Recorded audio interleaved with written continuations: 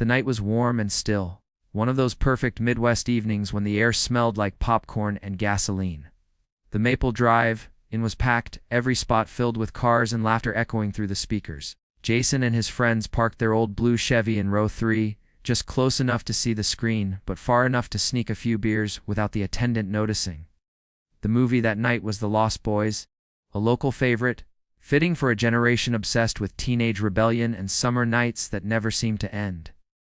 The neon lights flickered against the hood of the car, and Brooke swore she saw the image on the screen lag for half a second, like a glitch, though no one believed her. Halfway through the movie, just as the first gunshot sounded on screen, the audio cut out. The speakers went dead, the screen froze, and then the entire lot fell into silence. People honked their horns, some shouting for the operator to fix it, but the projection booth light didn't move. From a distance, a metallic clank echoed, sharp and hollow, as if something large had fallen. A few people said it came from behind the screen, near the maintenance shed. Others claimed it came from underneath the parking lot itself, like the ground shifting. The power blinked for a split second, and for that brief moment, everyone swore they saw a shadow walk across the blank white screen. Tall, narrow, and moving unnaturally slow. When the movie finally came back on, everything seemed normal, except Jason's car. A couple parked nearby said they noticed the Chevy's headlights flicker, then dim completely. One witness later recalled seeing someone, or something, moving inside the car after the lights went out, though she couldn't make out the face. Within minutes, the rain started to fall, scattering the crowd. The projection stopped again, and this time the screen never lit up. By the time the storm cleared and the sheriff arrived, Jason's car sat alone, driver's side door slightly open, keys still dangling in the ignition. Inside, the seats were wet, the popcorn spilled, and 5 cold sodas lined up on the dash, untouched. By 2002, the old Maple Drive Inn had become little more than a memory. The once bustling lot was now buried beneath a man-made reservoir called Maple Lake, created after the county flooded the area in '92 to build a new water system. Locals joked that the lake had a bad feeling, that even fish refused to swim near the center where the big screen once stood. On still nights, some swore they could hear faint music coming from under the water, muffled car radios playing songs that hadn't hit the airwaves in over a decade. No one went near it after dark. Not even kids on dares. That all changed when a state diving crew was sent out to inspect the reservoir's foundation after reports of strange currents and metallic interference picked up by nearby sonar equipment. On the 3rd day of the inspection, one of the divers radioed in something unusual. At a depth of nearly 80 feet, resting just beyond the old theater's coordinates, he spotted what he first thought was an abandoned dumpster, coated in layers of silt and algae. But as his flashlight swept across it, the corners were too sharp, too clean, too deliberate. It wasn't rusted like typical scrap metal, it looked preserved, sealed tight, like it had been placed there, not lost. The diver's camera feed showed faint white stenciling on the side, numbers or letters. But when he moved closer, the sediment clouded the lens and the signal briefly cut out. When it came back, the diver was breathing fast, voice shaking, saying only 4 words, "It's a container locked." By the time the team resurfaced, word had already spread through the local sheriff's office.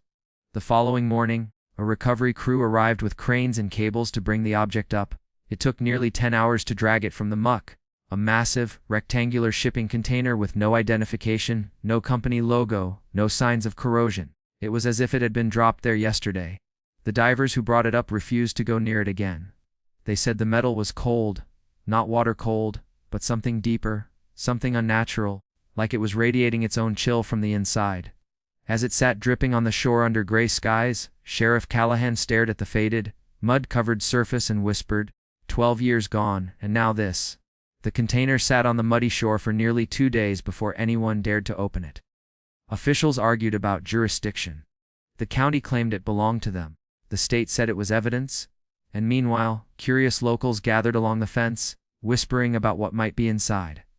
Some thought it was military cargo, others said it might be the wreckage from a plane crash, or maybe something buried during the Cold War. But the older residents, the ones who remembered the Maple Drive Inn, weren't smiling. They said the lake never felt right after the flood, that maybe the missing kids had something to do with it. When the crew finally arrived with power tools and torches, the air was heavy, the sky overcast, and not a single bird chirped within earshot. The moment the steel doors cracked open, a foul, sour smell rolled out, not like rot, but something older, metallic, almost chemical. The workers stepped back, covering their faces, one of them gagging as the stench thickened. Inside was total darkness. Flashlights cut through the gloom, revealing stacks of waterlogged cardboard boxes, warped and collapsing in on themselves. At first, they thought it was just debris. But when one of the divers moved a box aside, he froze. There, half submerged in murky water, was a human skull, perfectly intact, resting upright, facing the door like it had been waiting. The floodlights were brought in, and slowly, the shadows peeled back to reveal 5 skeletons, seated side by side along the container's back wall. Their clothes were faded and stuck to bone, 90s denim, leather jackets, and one unmistakable varsity ring glinting beneath the sludge. But it was what had been done to them that made the sheriff stumble backward. Each skull had a perfectly round hole drilled through the forehead, not shattered or broken, but surgically clean like someone had used a machine. Around their necks hung small metal tags engraved with numbers 42, 43, 44, 45, and 46. The bodies hadn't decomposed naturally, they'd been arranged, almost displayed, knees folded neatly, hands resting on their laps. It didn't look like murder. It looked like a message. As the crime scene team photographed the remains, one of them lifted a soaked film reel canister wedged between 2 skeletons. The label was smeared, but one line was still legible through the grime: Mapi Derivi, Secholin 42, Dioneti Skrun. When the technicians carefully removed the old film reel from the container, it was coated in rust and algae, the metal edges sharp and flaking. No one could believe it had survived 12 years underwater. Sheriff Callahan immediately ordered it sent to the state lab for analysis, but one of the forensic specialists, a young film technician named Evan Rhodes, insisted he could restore it on site. "It's standard 35 mm," he said, brushing off the grime. "If we're careful, we can still project it." Against the sheriff's better judgment, they set up an old reel-to-reel projector in the county evidence room that night. The walls were bare, the air stale, and the only light came from a flickering fluorescent bulb overhead. When the film finally rolled through the machine, it began with the faint pop and hiss of aged tape, and then the image appeared. It wasn't news footage, it wasn't random stock, it was the Maple Drive, perfectly clear, perfectly framed. The opening shot showed rows of cars parked in the lot, just like the night the friends disappeared. The timestamp in the bottom corner read August 4, 1990, 10:32 p.m. The camera panned slowly, unnaturally smooth, like it was mounted on a dolly or drone. But no one in town owned that kind of equipment back then. The footage cut to a wide shot of Jason's Chevy, headlights off, the 5 friends inside laughing, passing snacks around. The audio crackled faintly, and through the static, a voice whispered something, too distorted to make out, but rhythmic, almost like chanting. The screen flickered for a split second, showing a white flash, and when the image returned, the cars behind Jason's were suddenly gone. The drive-in looked empty now, except for that single blue Chevy. Then came the part that made every investigator in that room go silent.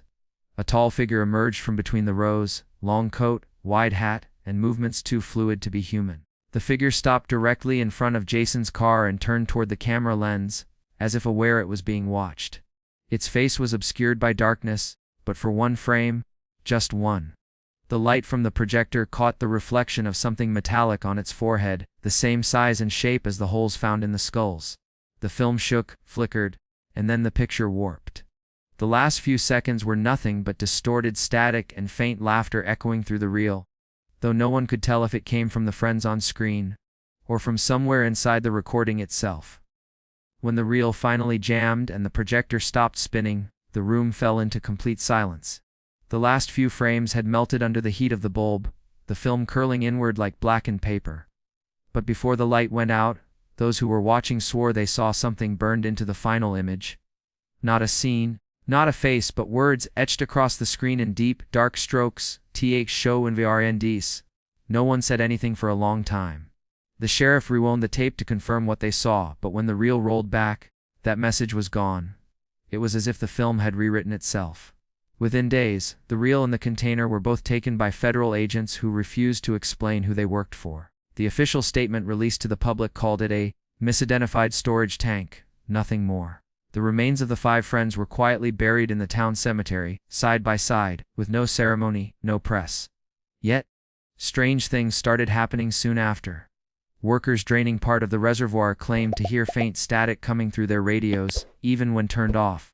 Others said they saw flickering lights beneath the water at night, Steady, rhythmic, as if something was still playing down there, reel after reel, forever on loop. Every year since, on August 4th, the night those friends vanished, locals say the lake glows faintly around midnight. If you stand near the old service road, you might hear distant laughter carried by the wind, or the faint hum of a movie projector echoing from beneath the waves. No one dares stay long enough to find out what's showing.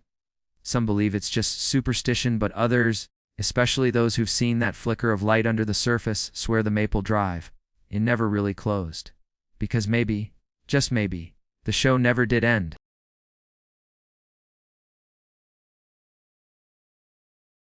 If you liked this video, don't forget to hit that like button, share it with your friends, and drop your thoughts in the comments below. Most importantly, subscribe and hit the bell icon so the next secret finds you first.